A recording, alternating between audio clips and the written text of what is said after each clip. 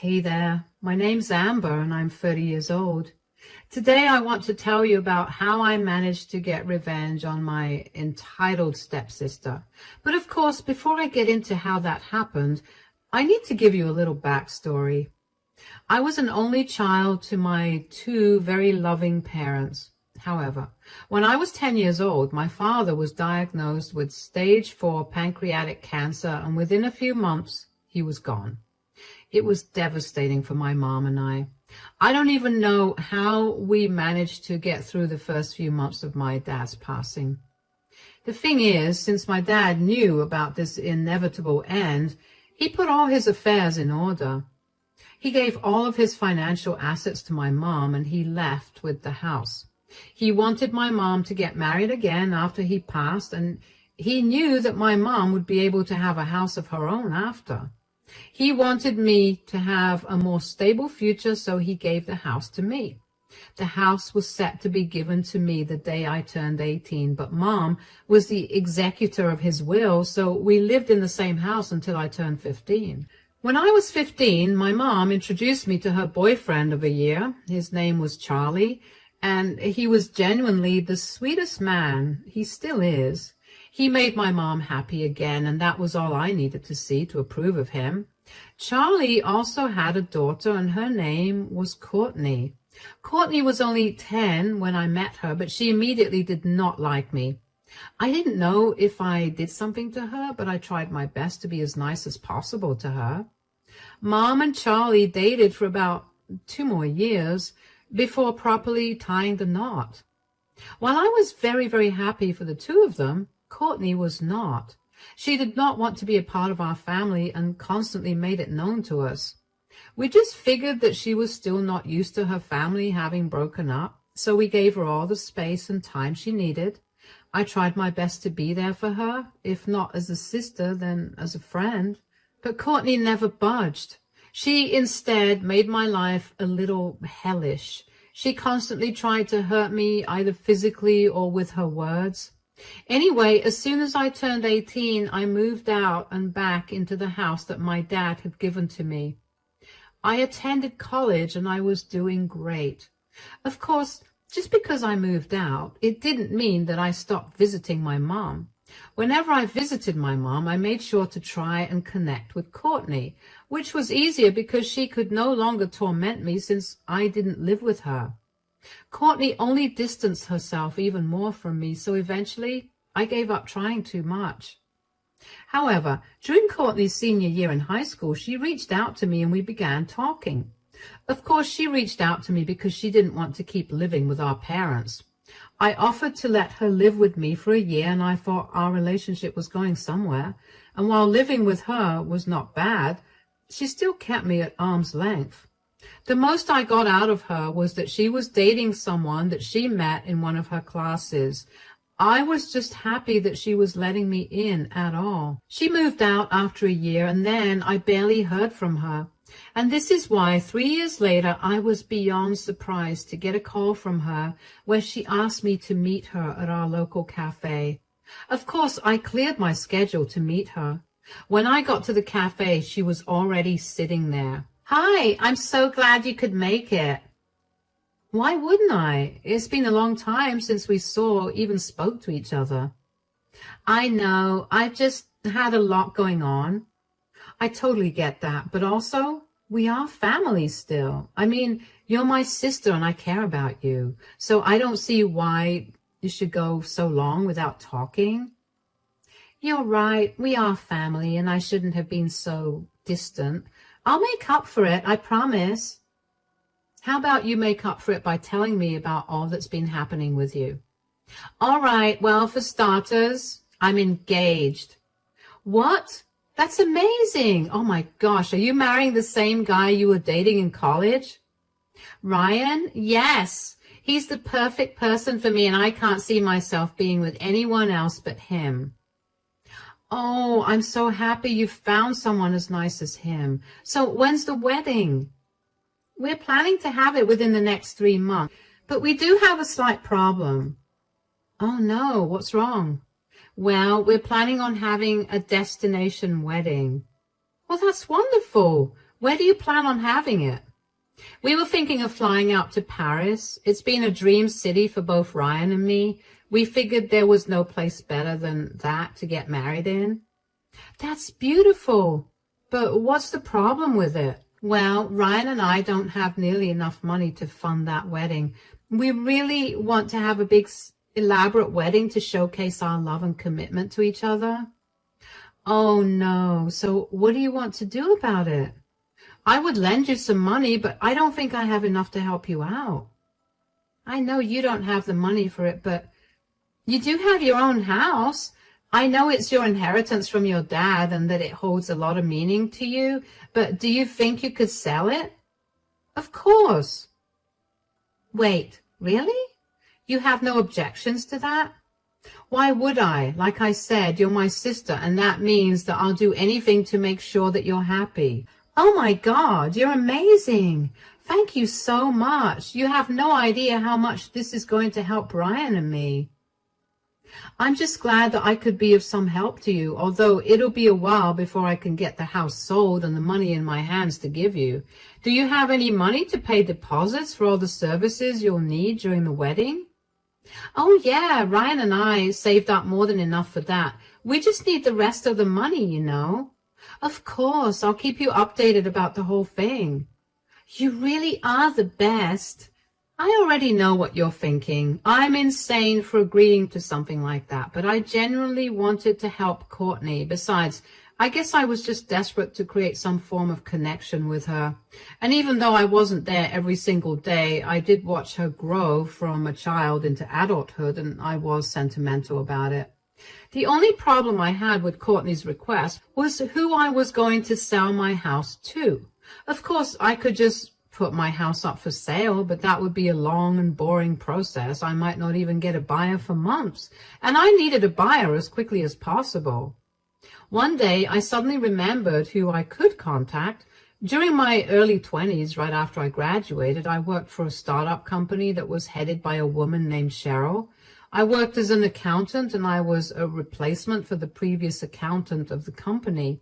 At the time of joining Cheryl's company, it was going through a little loss, but one quick look at the records, I noticed some really big miscalculations. Thankfully, I managed to find it in time for the yearly reports. I ended up saving Cheryl a good amount of money, especially because after that, I gave her some solid advice on how to invest that money.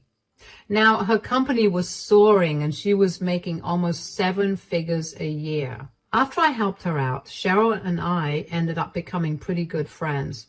We didn't talk too frequently, but we had a secret understanding that we'd help each other out whenever we needed it. So, of course, I rang her up. Hey, Cheryl. Hi, how's everything going? It's going great. What about you? Well, the business is going really well, so I'm doing really good. That's great to hear, especially because I need to ask a huge favor of you. Do you need any money? Name the amount and I'll do it. Whoa, slow down. Please, you know I owe you my life. All I did was find an error in your bookkeeping. An error that has saved us thousands of dollars. Okay. I just wanted to ask you if you'd be in the market to buy a house. A house? Yeah, I'm selling my house and I kind of need it done as soon as possible. Whoa, why? Are you facing any financial issues? Because like I said earlier, I'd love to help you out. You don't have to sell the house that your dad left you. No. I'm doing great financially, but my stepsister's getting married and she asked me to sell the house because she needs the money to pay for her destination wedding. I don't know if you can hear yourself, but you sound kind of insane. I know, but she's my sister at the end of the day. Is this the same sister that went no contact with you out of the blue? Yeah, but she got in contact with me and I want to help her out. Look, I'm no one to tell you what to do with your possessions, but do you really want to do something this drastic? I really do. Are you willing to buy my house? If you aren't, do you know someone willing to? I'll buy it off of you. Don't worry about it. Thank you so much. You're my lifesaver now. Guess you could say that we're even now. Nonsense. But just so you know, even if I bought the house off of you, I'm not letting you move out. You're going to keep living there. And if at any point you want to cancel selling it, you can tell me and I'll have no objections. Thank you so much, Cheryl. Hey, what are friends for? Why don't we meet up tomorrow and discuss this in more detail? That's perfect. I was genuinely so grateful for Cheryl's willingness to help. I knew that she was going to be really nice about it too, but I did not expect her to offer to let me continue living there. I knew I made the right decision by asking her to buy the house off of me. We met up the next day and got to discussing the sale of the house. We got the house appraised and we realized that the house had appreciated quite a bit and was now worth $200,000. I was fully prepared to give the entire amount to Courtney, but Cheryl stopped me. She told me that she would only purchase the house from me if I promised to not give Courtney more than half, which was a fair deal to me. I saw no reason for anyone to have a wedding that cost $200,000. Aside from that, though, we got in touch with a good agent and began the selling process of the house. I gave Courtney the good news, and she seemed beyond ecstatic about the amount that she'd receive. I was happy that I was able to help her out in general. I told Courtney that it would take a few months to process, but she could go ahead and plan the wedding of her dreams. After that conversation with her, I barely heard much from her. I assumed that planning the wedding was consuming all her time, so I didn't try too hard to get in contact with her. When I got the first installment of the payment for the house from Cheryl, I tried to contact Courtney, but she didn't pick up. So I called my mom because I figured that Courtney was keeping them in the loop. Hi, sweetie. How are things going with you? Things are going great. What about you? Oh, everything's just fantastic, although things are a little crazy around here with Courtney getting married and all that. Oh, yeah, I can imagine that. Yeah, Charlie and I did have a bit of a freak out when we found out that she was planning to have a destination wedding. Why? Well, we told her that we'd help provide for the wedding, but we did not have that kind of money for a destination wedding in Paris, which is why we're so grateful for your contribution to the wedding, sweetie. Oh, it's okay. There's no need to thank me. She's just as much my family as you are. Of course, I was going to help her out in any way that I could. That's very kind-hearted of you, but I am super excited to see you at the wedding. Me too, but when is the wedding happening? Did Courtney not send you the invite? No, I haven't spoken to her in a while. Oh, she must have forgotten to send it to you. It's happening on April 23rd. How could she have forgotten to send an invite to the one person who has funded her entire wedding? Oh, sweetie, I'm sure it must have been a slight oversight on her part. I mean, wedding planning is no joke. It takes over you, and you barely have any time to think. Yeah, I guess. I still do think it's a little weird, don't you think? If I'm being very honest, yes, it is. I mean, I know I'm trying to make excuses for her, but I don't think any of that fully justifies her not sending you an invitation. Do you think I should wait for the invitation, or should I just confront her about it? She only sent out the invitations last weekend, so why don't you give her another week before confronting her about it? All right, I'll do that. Thank you for at least giving me a heads up about it. I really didn't know that she hadn't sent you an invite. I'm so sorry that you had to find out this way. No, believe me, it's better this way. Okay, then, you take care. Now keep me updated about the whole thing. I couldn't shake the feeling that something was wrong, no matter how hard I tried. It didn't feel right that Courtney could just conveniently forget to send me an invitation. I mean, I was paying for the whole wedding. If I was in her shoes, my first invite would go to whoever was paying for the wedding. Even though I felt like something was seriously wrong, I decided to give Courtney the benefit of the doubt.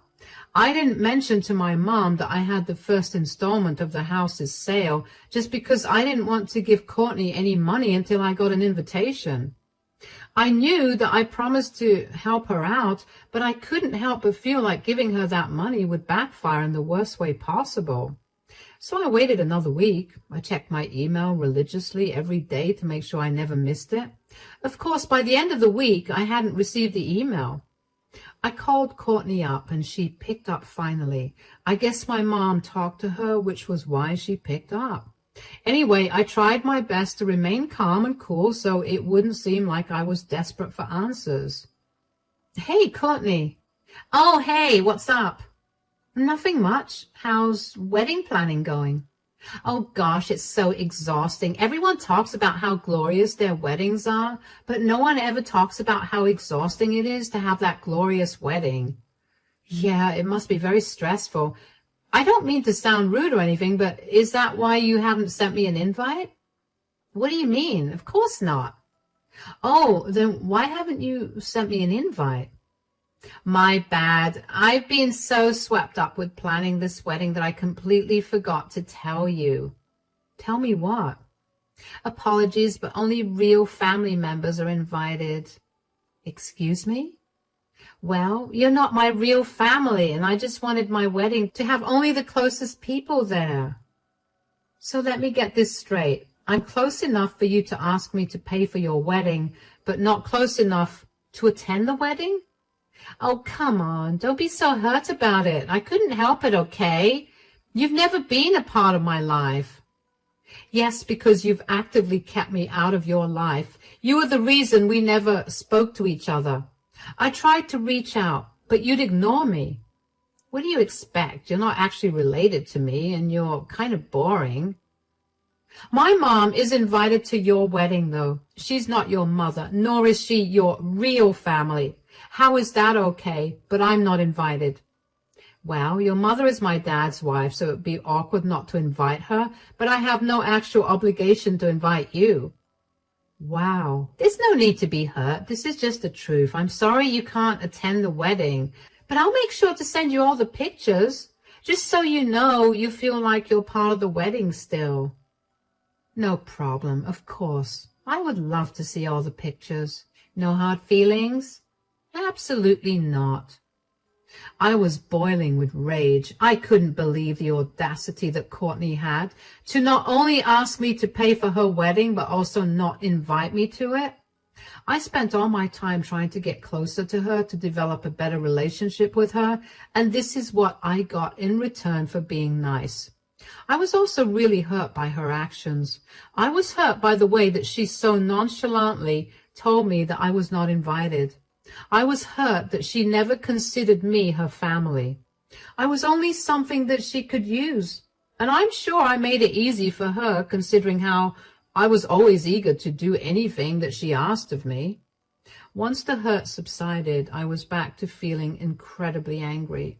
The thought of almost having sold my house to provide for a wedding for someone who barely cared if I was alive or dead made me quake with anger. I hated that my kindness had been used against me, and I wanted to get back at Courtney for doing that to me. In all my anger, I did the first thing that came to mind. I called Cheryl so I could cancel the sale of the house. I knew that she had told me that she wouldn't have a problem with it, and I hoped that she meant it. When she picked up the phone, she immediately sensed that something was wrong. Hey, Cheryl. Hi, is everything okay? Not really. What's wrong? Well, I'm going to have to pull out of selling the house. Oh, why is that? Not that I have an issue with it. I just found out that I'm not invited to Courtney's wedding. What? You mean the wedding that you were going to help pay for? Yeah, apparently I'm not her real family member. Wow, that's some nerve she has. Tell me about it. That's why I want to pull out of the deal. I don't see any point in helping her out. That's more than valid for a reason. I mean, I promised you that I would let you back out at any point, and I'm honoring that promise. Thank you so much. Of course. If you need me to do anything else for you, though, let me know. I don't think there's anything else for now, but I do need to ask you something. Yes? It's just, now that I've said that I'm not paying for Courtney's wedding out loud, I'm beginning to hear what a big decision that is. I'm not doing the wrong thing, right? Absolutely not. That house was given to you by your dad, a man who loved and cared for you very deeply. It would be beyond disrespectful to him if you sold it to pay for someone who barely even considered you her family. You're right. I'm just hurting a lot right now, and I don't want to make any decisions that are going to affect me in the long term. This is not going to affect you in any way. You're standing up for yourself, and that's never a bad thing. If you're worried about the impact this will have on Courtney, you shouldn't. That's something that she should be worried about, considering she was stupid enough to not invite the person paying for her wedding. You're right. Thank you so much for helping me. Just because I was angry, it didn't take away my humanity. I guess saying my plan out loud did make me feel bad for Courtney, especially because I knew for a fact that she would have planned an extravagant wedding with the amount of money that I told her I would give her. But Cheryl was right. I couldn't let her take advantage of me, nor could I lose something that was given to me with so much love over someone who didn't care enough about me or the significance of the house to me. I will agree, in hindsight, even the request to sell something so precious to me was beyond absurd, and I knew I had made the right decision with selling the house to Cheryl, because she had my back, well and truly. Within the next week, I returned the money that Cheryl had given me for the sale of the house. We then planned a girls' day out on the day of the wedding, so the thought of the wedding wouldn't remain on my mind. I informed my mother about what Courtney had said, and my mom was upset, but she told me she would see what she could do about it. I told her not to bother with it because I didn't want to go to the wedding anymore. I didn't tell her that I wasn't paying for the wedding anymore because I didn't want that to get back to Courtney. It took a while to get over the hurt of it all, but I eventually did, thanks to Cheryl, of course. My temper was once again tested when Courtney purposefully sent me hundreds of pictures of the wedding and told me that I had missed out. I remained calm and waited until the day that she would ask me to pay for the wedding. And only 4 days after her wedding, she called me while I was at work. Hey, Amber. Oh, hi. Is this urgent? Because if not, I'm really busy right now. I don't have time to talk. This is actually kind of urgent. Okay, what is it? I don't know if you saw any of the pictures, but I just got married. That's good, but how does this concern me? Well, you need to pay for it, remember? No, I don't. What do you mean? You're going to sell your house so you could help me have my dream wedding. Yeah, but then I didn't see why I had to pay for something that I wouldn't be a part of. You can't be serious. That's what I thought when you told me that you weren't inviting me. You can't go back on your word right now. I went back on my word the day that you told me that I wasn't invited. But what happened to me being your sister and you doing anything for me? You made it clear that we aren't sisters. And since that is the case, I see no reason for me to help you out, especially if helping you out means selling something that was given to me by someone who actually cared for me. Why didn't you tell me anything? How am I supposed to pay off this huge bill? Oh, right. Apologies. I was busy with work. What is wrong with you? You tricked me. You cheated me out of my money. I didn't cheat you out of anything, and it was not your money. It was mine, and I was going to give it to you, but I never did. I can't pay this bill. I don't have $100,000 on me. I already have my student loan to pay, so this will never get paid off. You should have thought about that before you uninvited the one person who was funding your wedding. I'm going to sue you. You tricked me. Courtney, the agreement for me to help you was never written down anywhere. It's your word against mine. There's no use in trying to sue me. I can't believe that you're willing to treat your family so cruelly. I'm not treating my family cruelly, remember? You said that I was not your real family. Why are you making my life hell? I'm not doing anything. You brought this on yourself. Now, if you'll excuse me, I have to get back to work so I can go back to my beautiful home and relax. Goodbye. I could hear Courtney gasp before I cut the call, and I couldn't help but laugh at that. Oh, the hurt that I was feeling felt like it had vanished now that I got my sweet revenge. But of course, that was not the end of it. I still needed to know about how Courtney was going to pay that bill off. And don't worry, I found out, and I'm going to tell you about it. After that phone call, Courtney kept blowing up my phone with hundreds of calls and texts that ranged from her begging me to pay off the huge wedding bill to her insulting me for being a bad sister and a bad person. Of course, under normal circumstances, I would have felt horrible, but since she made it crystal clear that I was not a part of her family, I saw no reason to feel bad. I only found out about what happened with Courtney when I spoke to my mom. She called me about a week after my phone call with Courtney. I kind of expected her to be upset with me for going back on my word, but surprisingly, she was completely on my side.